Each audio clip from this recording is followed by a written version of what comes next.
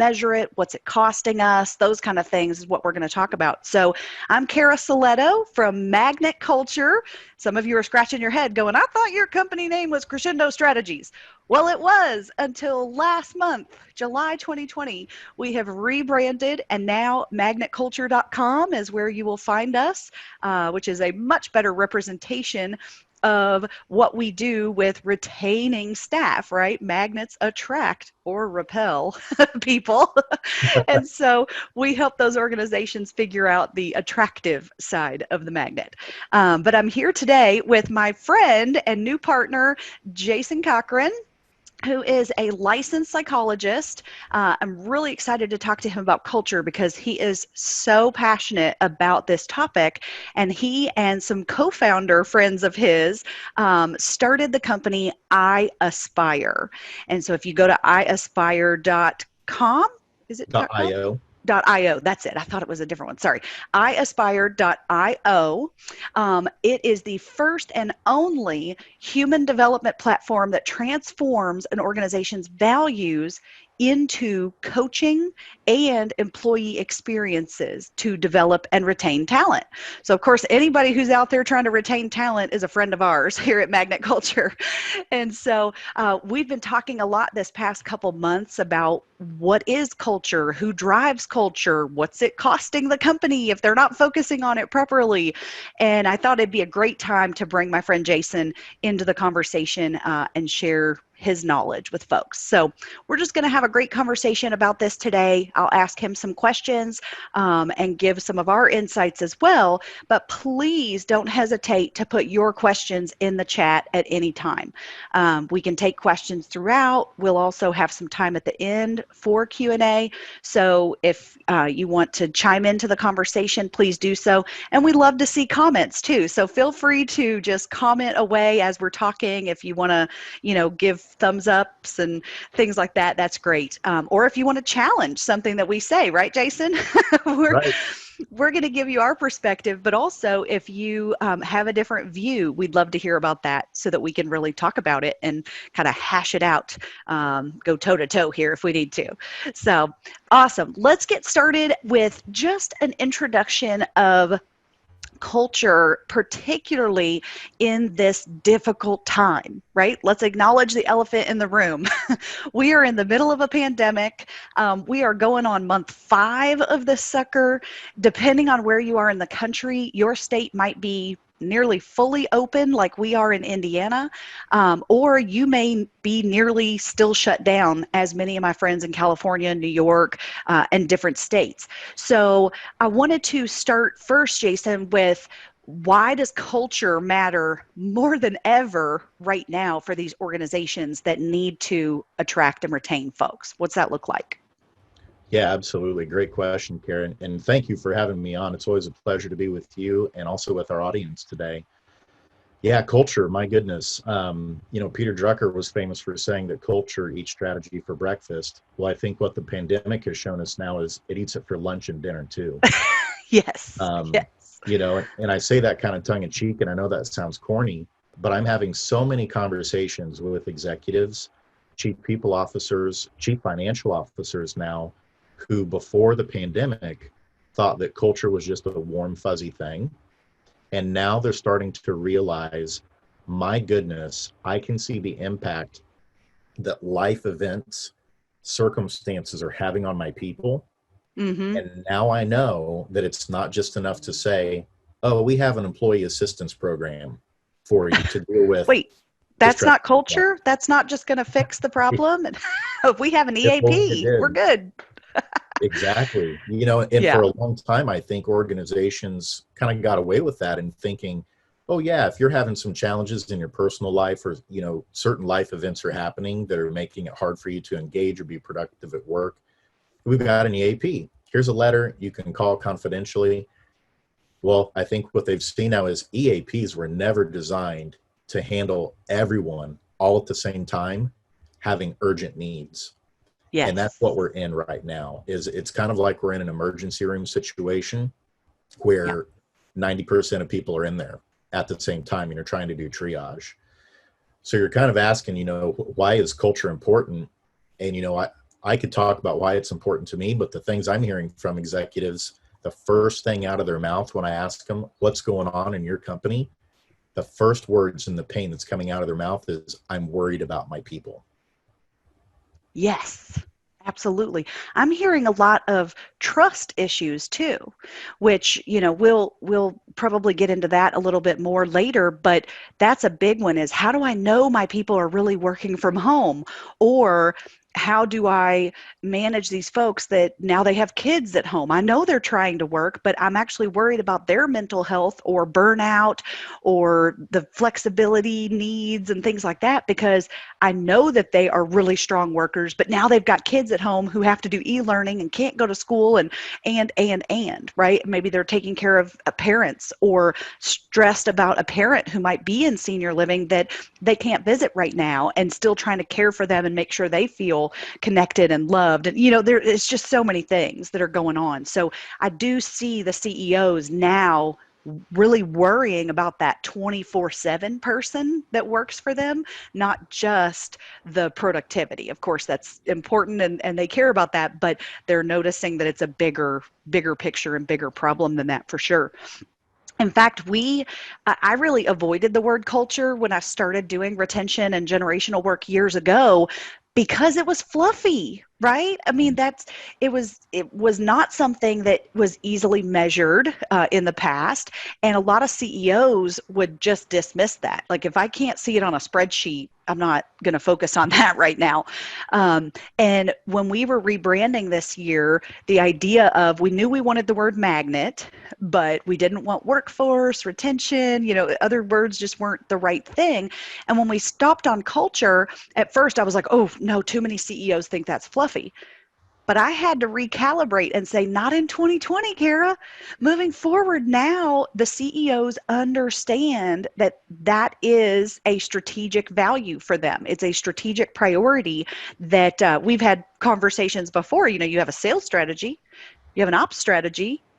Do you have a culture strategy and a people strategy? So yeah, I'd love to know, kind of, again, an executive view on that. What do you think? How is it impacting the bottom line? How are you seeing them measure culture right now? So we can get that idea of culture being fluffy or immeasurable out of people's heads. What's that look like? Absolutely. Yeah. And my work as a psychologist, it used to be the construct of attention. How can you measure attention was something that was considered nebulous. Like, what's attention? And guess what? We figured it out. Like, as human beings, we're pretty good at figuring things out and how to measure things eventually. It just takes time, and it takes a lot of iterative processes to figure it out. And culture is the same way. For a long time, we've been measuring symptoms of culture problems. And this is, a lot of things that your expertise, where you help companies with as a retention expert, Cara. We're talking about, we've seen people leaving businesses in America at an alarming rate each year. And they're Yep. leaving in one of two main ways. They leave physically, and this was pre-COVID, but the cost of unwanted turnover each year was $1 trillion each year for US businesses. Yep. That is staggering, of people saying, peace out, it's been nice. See ya. And again, that number is unwanted turnover. So that's executives and leaders saying, we don't want you to go. We need you. Yeah. We've invested a lot of resources in you. You're a tremendous leader. We can't lose you. And they're still losing them. $1 trillion each year. So that's one way that we're seeing culture impact organizations. The other one, in terms of bottom line, is people being disengaged, or as we often like to call it, we say that they're checked out mentally or emotionally. So they're not connected with their team. They're not connected with their manager. They're not connected with leadership. They just feel like they're going through the motions, showing up each day to their job without it having any kind of purpose or feeling like they have a role. And that comes to the tune of $350 billion a year to US businesses in disengagement. So just from people leaving physically, and people also, even though they're physically there, they're checked out, they've left mentally and emotionally, you're talking about nearly $1.5 trillion that it costs US businesses alone each year. And there's a whole bunch of other ways. 24% lower profit margins on average, 20% higher absenteeism, when there isn't culture in place. I'm not going to bore everybody with a whole bunch of numbers today. We No, it's actually came great. up with a because we ourselves, when we dug in on this, it was staggering when the things we were uncovering that culture impacts. We put together a document because we're like, instead of verbally sharing with people, let's just put it all in a document, and we call it a growth culture return on investment. And it has a lot of statistics that will be eye-opening, and we'd be happy to share that with everyone who's attending today. So instead of Yeah. hearing it verbally, you can check it out. So definitely real tangible impacts to the bottom line numbers. Awesome. And folks, that's how you make your case, right? If you're trying to get an executive, an HR leader, your board, your owner, whomever it is, we're going to send you this growth culture ROI document that he has, and it's fantastic. It's full of all kinds of these statistics that if it is an analytical type of person, it's going to speak to them. It's going to get their attention. They will focus on this and say, okay, now I understand why we need to do that. Our conversations around this are often around increasing productivity, increasing profitability, and a big one now is increasing sustainability of your company. Can you keep operating with all of this revolving door turnover? Because in some cases, you're going to start to lose your customers because they notice the turnover or don't have as good of customer service or deliverable of quality care or quality goods, things like that. And so this absolutely impacts the bottom line and could put the future of the business in jeopardy just altogether. So we definitely have to take a look at that.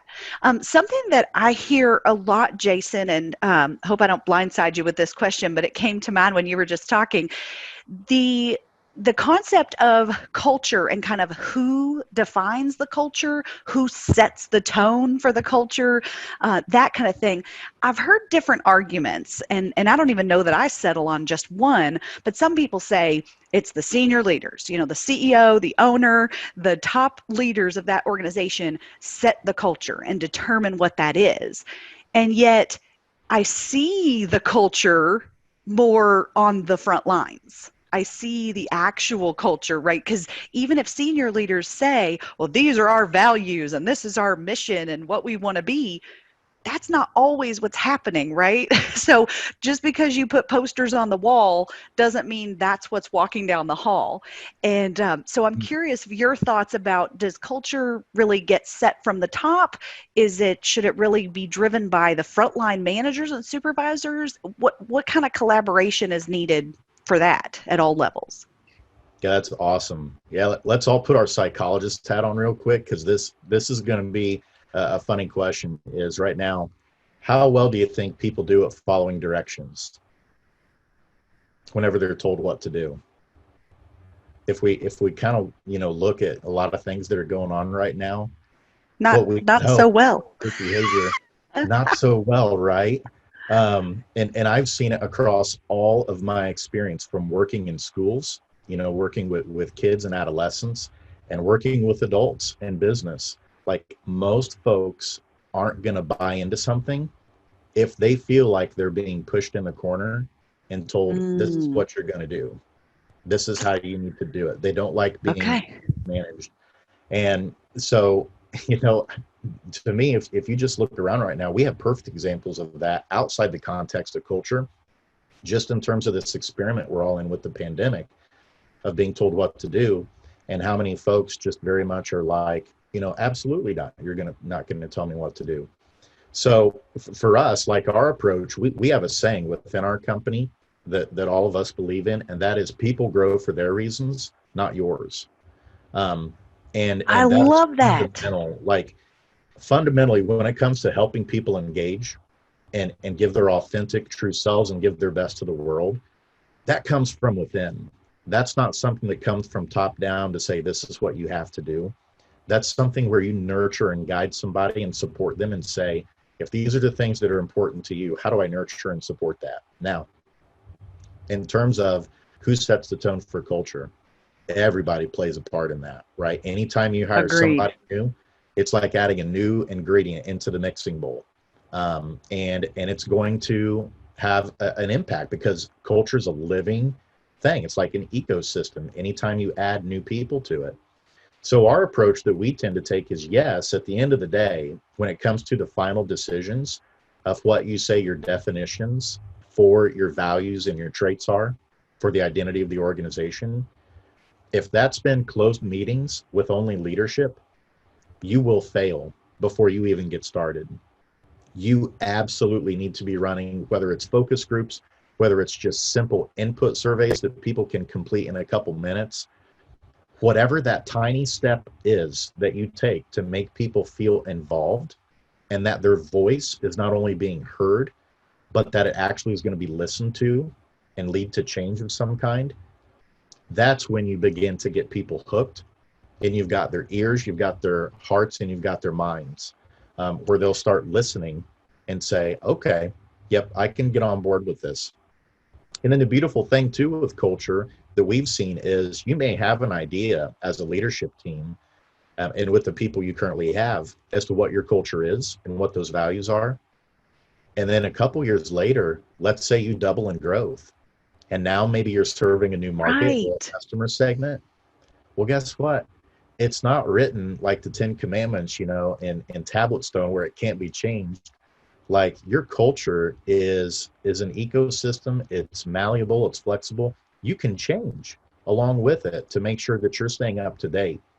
And so that's where we share with leadership teams is this isn't something where you just set it and forget it.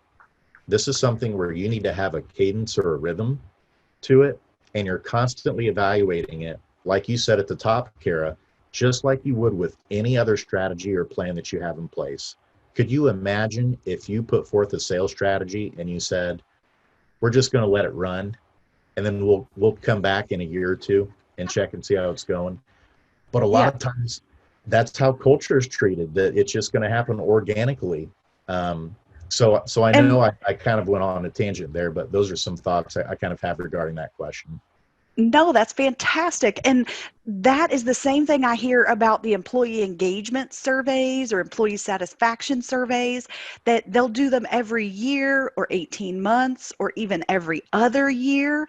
And I'm thinking, what other business metric do we only measure once a year, people? Come on. It's got to be more fluid and more frequent than that. And you said something too that reminded me, a lot of times my conversation comes down to a toxic person that is keeping the culture from becoming what the company wants it to be, or what the other leaders that are not toxic want it to be. But then they'll be in a situation where it's like, yeah, but that person is the top producer, or that person is our expert, subject matter expert, or that person is related to the owner, or whatever it is, that they feel like that person is untouchable as far as separating them from the organization. And so often when I'm talking about building a stronger culture and creating a place where people want to work, that toxicity comes into the conversation. So Matt was asking, okay, what do we do, Cara? And really, it is absolutely imperative that we address that issue. We can't just sidestep it or sweep it under the rug or pretend it doesn't exist. I've got one organization I'm working with right now that they're trying to decide what to do about a very toxic person, because they know they can't get to where they need to be if that person doesn't change or leave. And they've already tried the change method. So if we can coach those people and if we can get them, on board, that's a great step. But if you can't, then oftentimes you have to figure out a way to separate them from the organization, or at least separate them from any new hires. Don't let them do any training or mentoring, if you can kind of silo that person with their expertise. But that's often not the case. And they're still that bad attitude or bad behavior may still trickle out to other folks. So sometimes I'm just playing the pep talk cheerleader. You can do it. I know the conversation's going to be hard. I know the decision's going to be hard. I know it's going to impact your bottom line in the short term of losing that person or replacing that person. But you've got to do it to get to where you want to be ultimately. Would you agree with that, Jason? 100%. And I love that story. We have one this last fall, a client of ours specifically fits this mold of what you're talking about. They had a high level manager and it was on the sales team and produced, but considered very toxic. And that all of the frontline staff said this person's disrespectful. They're a micromanager. I feel like I can't produce as well as I want to. And so we had supports in place. We helped them get the supports in place from a culture perspective to work on, emotional intelligence, some of the coaching that was going on to try and help this. Well, at the end of the day, even though we provided the supports, our metrics were showing we're not seeing the gains in that department. The person is kind of For digging that particular department, right? That's it. Yep. And they're saying, and then they're pointing back and saying, look, I'm getting the results. So why are you trying to coach me up on some of these soft skills? Right. And so then it comes down to the executive leadership team of that company looking at data with us, data on culture and data specific to that person and their participation, engagement in the things we're trying to do. And they said, yes, we believe we have to let them go in order to move forward. And we are trusting based off of the data that this will not hurt us, that we will be able to move forward and we might see improved results. And that's what they saw. But I totally get it. It's a scary thing whenever you're letting go of something you think you know, which are the hard numbers. And you're looking at some other numbers that are talking about the soft skills of, do you have an empathic manager in place? And then that's when you really start to help them connect the dots and see, that's when you really start tapping in to the multiplier effect. When you get somebody in there who can magnify the productivity, the efficiency, the engagement of everyone else, you are more than going to make up for what you're losing. But again, like you said, you've got to make the case. And so that's where we had real hard numbers. We had been able to share, here are the supports that have been provided to this person to try and grow in that area. So now, Mr. CEO or Mrs. CEO, you've got a strong leg to stand on to move on and be confident that you're going to find someone else who's a better match and magnify and exponentially grow the talent of your people. Absolutely. Absolutely. So let's talk about the areas of the business that we can focus on. You talk a lot about the 5 keys, the 5 key areas. And so I want to dive into some of those, make sure we give strategies to folks leaving today, before they leave. And the first one is having healthy leaders and managers. I found that word really interesting. So, of course, we are constantly trying to develop the managers and create better managers so that people want to work for them. So I think I know what that means, but how do you define healthy leaders and managers? What does that look like, and why is that so critical to the culture that you want to create? Yeah, great question. And I'll try to be really concise on this one because I know we're up against it on time. So we just want to cover all 5. So go. That's right. So I'm going to go lightning round. So when we think of health, we think holistically the whole person. So this just doesn't mean professional skills in terms of how they produce at work. Like, we're going to be working with them on things such as effective communication, both expressive and receptive. So are you good at providing clarity when you are giving certain instructions to your team? Are you good at listening and understanding the concerns when they're brought to you? And that is something that not only helps you when you're a manager at work, that is a skill that's going to help you in all the other spheres of your life. Can you imagine if you become a better communicator because you're working on that habit and you're working on it in an evidence-based way, that now at home, instead of your strategy when your kid says, no, I'm not going to do that, instead of just yelling or using one of the other strategies in your tool belt when the old brain gets a little aggravated, you'll still be able to use those higher cortical skills of, that's cool, I got it. This is exactly like at work. Whenever I dealt with such and such situation, I have the skills to be able to effectively communicate and diffuse the situation. So when we think of developing healthy leaders, we think about the whole person and really on a lot of those soft skills. So emotional intelligence, humility, empathy, whatever those core values are in the organization, We want to define those in terms of behavior, and then we want to nurture and provide the experiences and activities that will help the managers grow in those areas. Yeah, so I've been through Jason's coaching platform, and on iAspire, it's so cool because the organization gets to pick the top core values and characteristics and traits that it wants as an organization, and that also trickles down to the management. And then you can set goals, the company can, or the managers can, or the individual themselves can set goals of becoming a better communicator. That's what I did. I was working on, okay, I'm in this remote, we've been working remotely for years, but this new remote environment where even my staff who had been working from home felt isolated because they didn't even have friends and family to hang out with nights and weekends, right?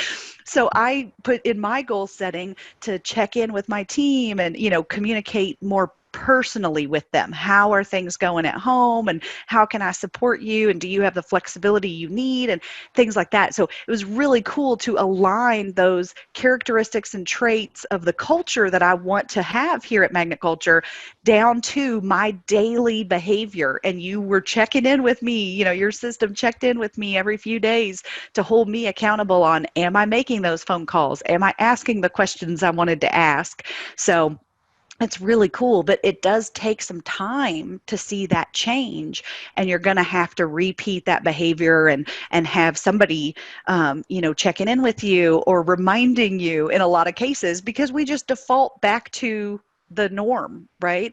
If you're trying to change behavior. And I love what you said, that so much of the soft skills or essential skills, as we refer to those, so many of those apply at home as well. It can make your home life less stressful if you're a better communicator and better problem solver and things like that as well. So absolutely. Okay, so the second one is not too far off the first one of the healthy managers, but the second one is about development. So I assume that's development of both the management and their skill sets, but also just advancement for staff, right? That's right, Kara. Yeah, everybody advancing and growing in different ways. And it can be related professionally, or it can be personally too, because we know that people need to develop personally and sometimes to grow professionally. But what we have seen many times in talking with executives is we'll ask them, what do you do to help develop your people? And I don't know if this is what you often hear, but what the number one thing I'll hear is, we have an LMS. We have a training software program, and I always share with them, that's awesome, and you need that. Absolutely. LMSs, for what they're designed to do, are extraordinary. If you're hiring a new sales development representative and you need to get them onboarded and get them producing in 2 weeks, your LMS is your best friend. Yep. But Development is a long investment. And I don't necessarily mean, in terms of money, but I mean, you just touched on it. Changing human behavior on a lot of things that might be core habits, that's development. That takes time. And it's experiential. It's not just about sitting and watching a video, or, hearing a blowhard like me talk about change. Like, you've actually got to go and do structured activities. You need to do them with people. You need to debrief after you do it. There's a lot of steps in order for that learning and experience to take root in your mind, and then eventually take root in your heart. And so we often hear executives get confused, and they think training is development. And here's a scary statistic. As of the end of 2018, a study was done on how effective training alone is for developing people. It is 10% effective. 90% ineffectiveness when you're only doing training when it comes to developing people. And I won't get too much deeper into that because I know we got to move on. But the key thing for executives to understand when they hear that is, just because you're training doesn't mean you're developing. Those are two very different things. And development's long-term, requires some coaching, and it's going to be more time intensive. But the yield is also going to be much greater than what you get in the short term with an LMS. Yeah, absolutely. And we have learned as a training company, we have learned that if we just offer a workshop, that's not going to change their behavior. That is just planting the seed. If I do a keynote speech or just one workshop. So when people call us with retention issues or wanting that development and training, and they say, hey, could you come do this workshop? We do a workshop quarterly and we need to fill February. Then I say, okay, are you just checking the box on your quarterly training, or do you actually want to reduce turnover? Do you Right. Yeah. actually want to fix the problem, or are we just checking the box? We can check the box. We're happy to come in, plant some seeds. But to me, training along with coaching and tools and resources and templates and things that they need, that's like watering that seed over time until we can get to harvest, till we've got a nice plant or corn or whatever you're going for that you want at the Right. end of the season, right? That type of thing. So awesome. So the third key is recognition and appreciation. Now, I often tell this example in some of our workshops and whatnot that, I'll hear people say, well, I don't want to thank people for showing up. That's why they get a paycheck, you know? And I always come back to that with, well, don't you have people who don't show up? Either physically or mentally. And don't you have people who aren't showing up on time or in their full capacity? Do you have people that show up and just don't even do their job? They might, like I said, be there physically, but they're somewhere else, or they're watching YouTube videos or whatnot, that type of thing. And of course, that same person is like, well, yeah, of course I do. Of course I've got those people. I said, well, fine. Then why don't you dig way down deep? Aren't you truly grateful for the people who do their job, who show up and get the job done? And it's not about rewarding mediocrity, which is what they're worried about. It's about recognizing a job well done nowadays. And it used to be also that no news was good news, right? A lot of people heard that in their career or at home. No news is good news. And the younger generations in the workforce are the exact opposite, because remember, I could talk about that for days, but we were the participation ribbon group that we constantly got feedback throughout our whole childhood. So now in the workplace, we just need to hear you're on the right track, you're doing a good job. Otherwise, if our manager doesn't talk to us, it freaks me out because they haven't said anything and I must be totally bombing and screwing up everything, So it's just a different perspective on all that. So what thoughts do you have specifically on the recognition and appreciation? What are you seeing and helping companies with? Yeah, I've certainly encountered those executives before too that say, "What, why do we even need to bother with this?"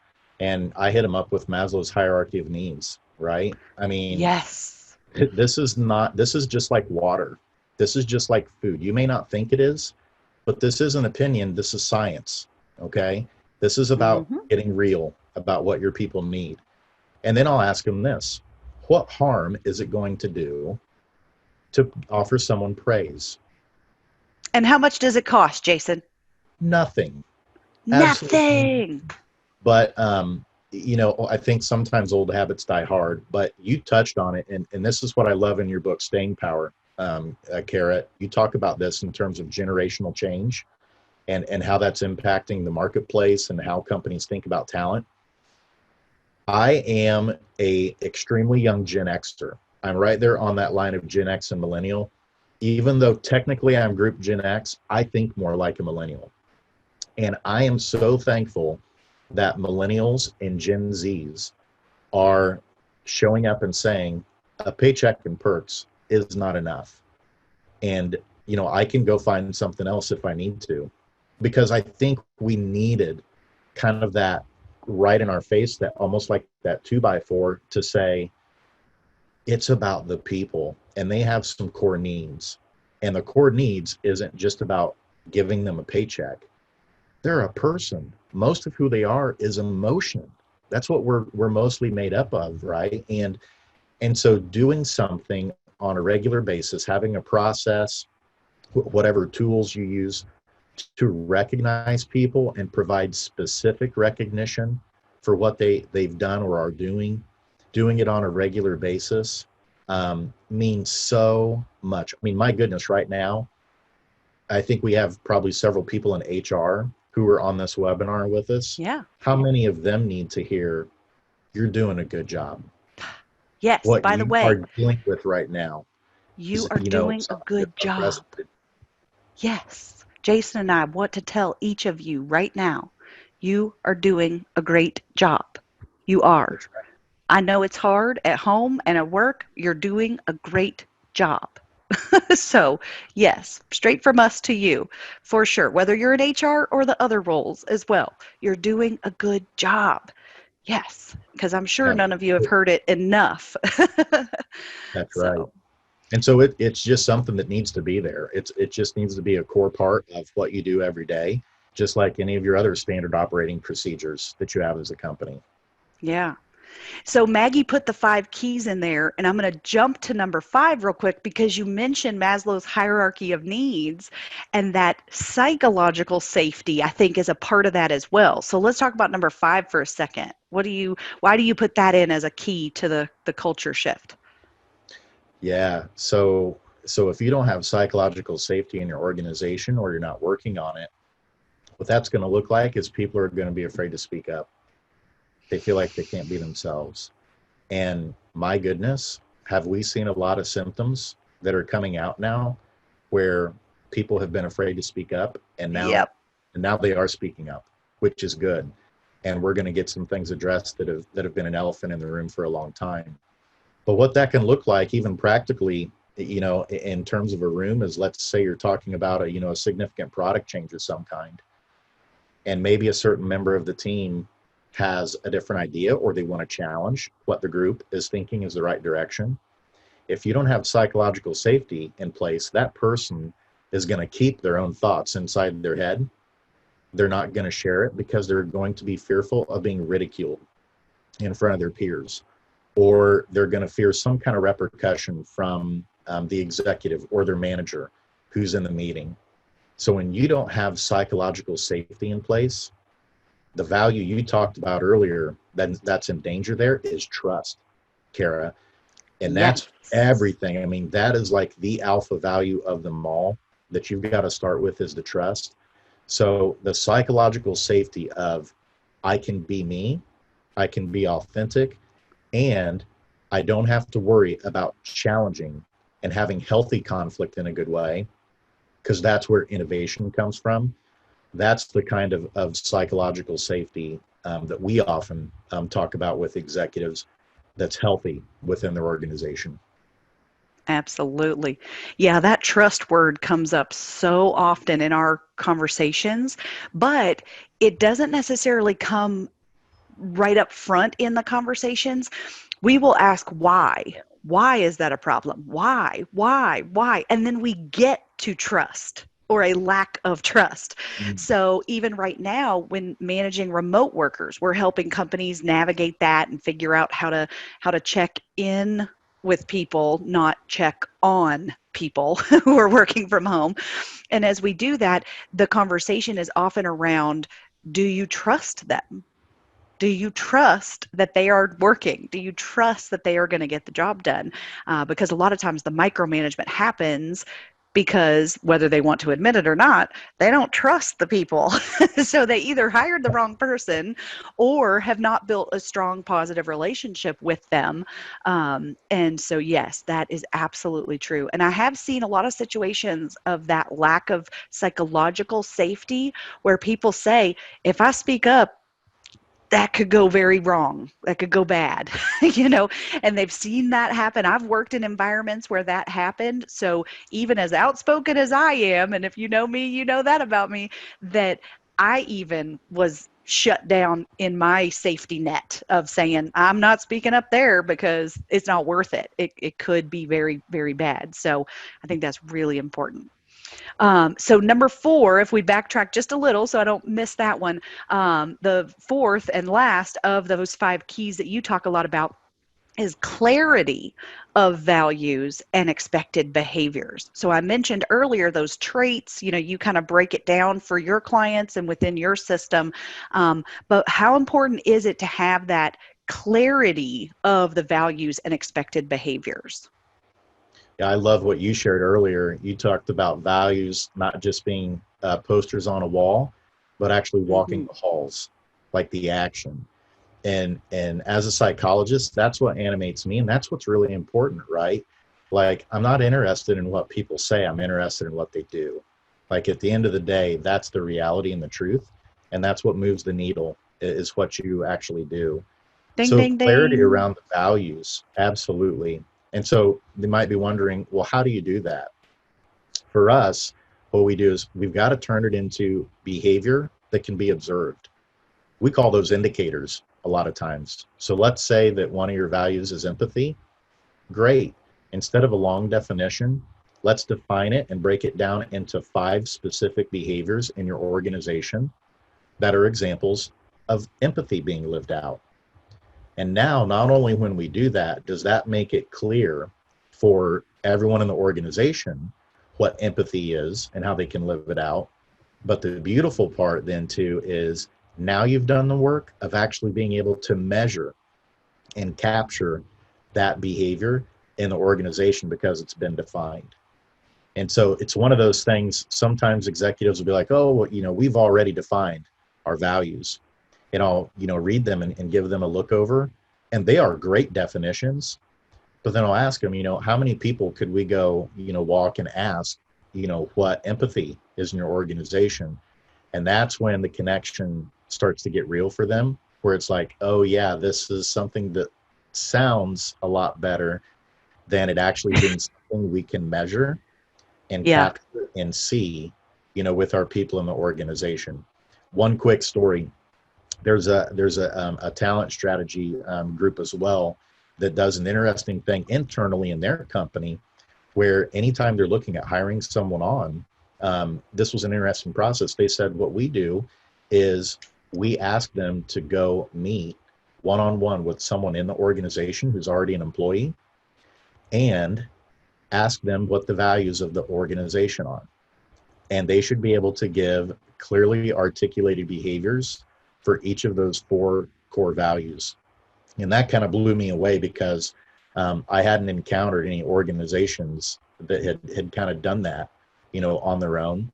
But you can see the difference in the results when you take those things seriously and spend the time up front to define them, because then you can tell those things are written on people's hearts and they remember it just like they remember important birthdays in their life. It Yeah. just becomes a core part of who they are.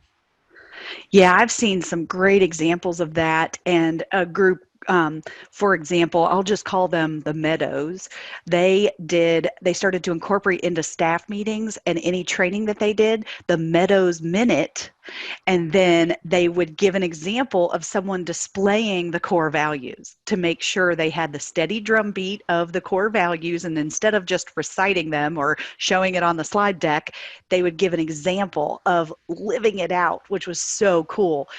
So I definitely encourage all of my clients to really show how people are exemplifying that thing.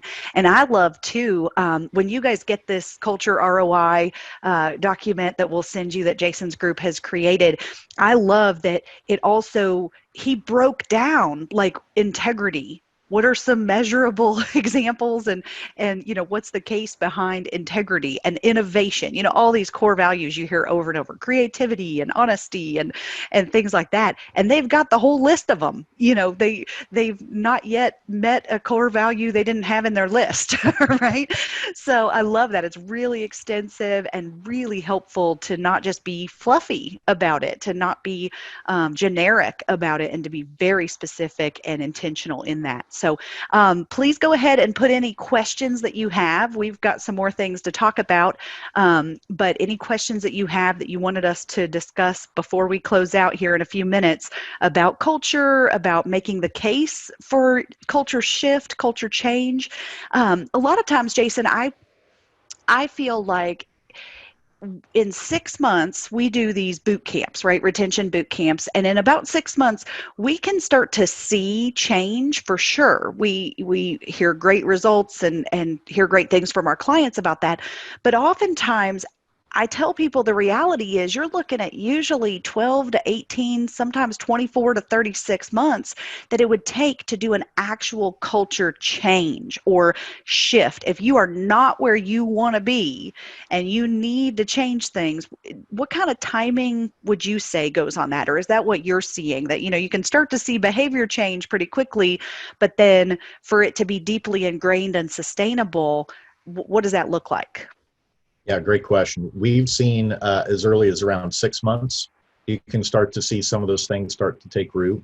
But then typically, yeah, upwards of a year, year and a half is when you really start to feel like, all right, now we're firing on all cylinders. And we feel like we've got in place and we're seeing the tangible results we need to see. What I often explain, that helps me understand it too, is by and large, when you're talking about changing habits, for people, like one person to change a habit, there is no hard and fast number because the context of the habit or behavior you're trying to change, it depends on that. But by and large, it usually takes at least a couple months to try and get a new habit into place. And that's for one person changing one habit. And so when you start thinking about culture, exactly, now you're talking about everyone an organization. And hopefully what that solidifies too is, yes, you've got to be more patient, but the other piece is how important is the strategy and execution. And you just can't leave it up to chance, because it could go sideways really easily if you don't have a rudder on that ship. And so that's why the strategy up front is so important. In your book, you talk about the unintended culture. Yes. And whether you put the time up front in designing the culture you want, you're going to get a culture regardless. If you don't have a job, you're going to have one. And you'd much rather it be one that you've carefully put thought into to help shape it in the way that you think it should be, than to just deal with the one that you're given or that just happens organically. So absolutely, the strategy is extremely important. And just understanding, having that frame of mind, always remember how difficult it is for you as a person to change a habit. Now, when you're starting to talk about 10, 50, 100, 1,000 people, it can be done, but you need a system, you need execution, and you need things that are grounded in science that's going to be continuous to keep everybody aligned, focused, and pulling in the same direction. Exactly. Which that sounds exactly like your system. I loved, again, going through the iAspire coaching platform because it kept me focused and aligned with the greater goals, and it takes time, and it called me out when I didn't do what I said I was going to do, but it was it was me calling me out. It wasn't somebody else, trying to hold me accountable and that type of thing. It was like, Carrie, you said you were going to change this behavior and work on it. So absolutely. I love that. Charlotte's got a good question here. What can managers do to show high-performing employees that they value their time and energy beyond compliments if the budget doesn't allow for any raises or advancement? I know one of the big challenges most of my clients face is they're only budgeting a cost of living adjustment. Instead of raises, they're only budgeting 2 to 3% usually for raises, which is really just a cost of living adjustment. And that's not going to serve as that carrot on a stick for anybody to stay. So I certainly have some ideas, but Jason, would love to hear from you of what are you seeing? How are you helping the managers navigate that system when, like, oh, my hands are tied. I don't have any more money for you, but I want you to stay because you're great. What do they do? Absolutely. That's a fantastic question. We actually have a coaching experience that's called the Power of Appreciation, that's really focused. It can be for everyone, but it's really focused on managers and helping them develop a regular habit of appreciation. And the important thing is you don't have to spend a lot of money to show authentic appreciation. But what we found the most important thing is that everyone's unique in terms of what speaks and compels their heart. Yes. And moves them in terms of feeling appreciated. So for instance, It's almost kind of like the love languages. You remember that book? How Yes, everyone kind yes. of has like different things to speak to them. Same thing with appreciation. Cara, maybe you are the type of person that you love to receive a card in the mail of a heartfelt thank you based off of a conversation that you had with someone, and they're saying specifically, because of your conversation, here's some things I'm going to do. And that might, for you, show appreciation. Maybe for Maggie, you know what? The next time you roll through McDonald's, you think of Maggie and you get a large Coke. And then you come by and you drop it off at her desk during the workday. Just Yeah. a couple things like that. I won't go on, but I think the important thing is when you're a leader, you really do need to know your people. And that doesn't mean that you need to know everything going on in their personal life, but you should know their disposition. You should know kind of like the attitudes of their hearts. You should know their triggers. You should know things that work well for them in terms of helping motivate them. And Hmm. sometimes the only way you find out is by experiment, right? And so maybe you're not going to go up and ask, hey, Cara, what is it that for you really like to be shown appreciation? So I can make a note of that.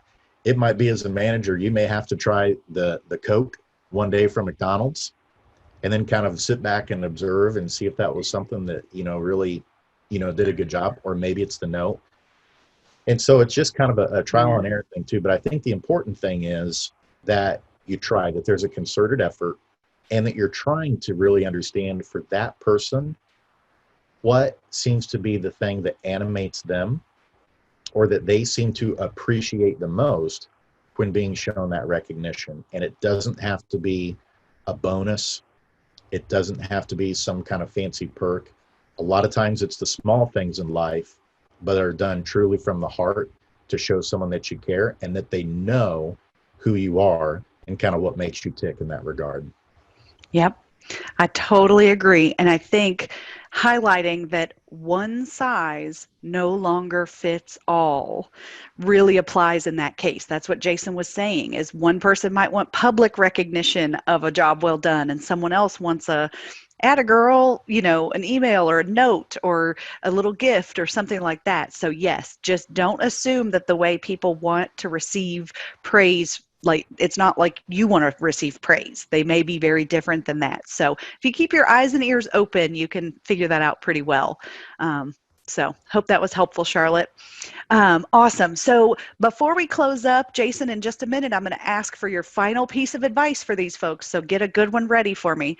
But before we close up here, if you are not already, if you don't already have access to the Magnet Vault at magnetvault.com, that's where we keep all kinds of retention strategies and articles, blogs, all kinds of stuff, templates, downloadable resources, and whatnot.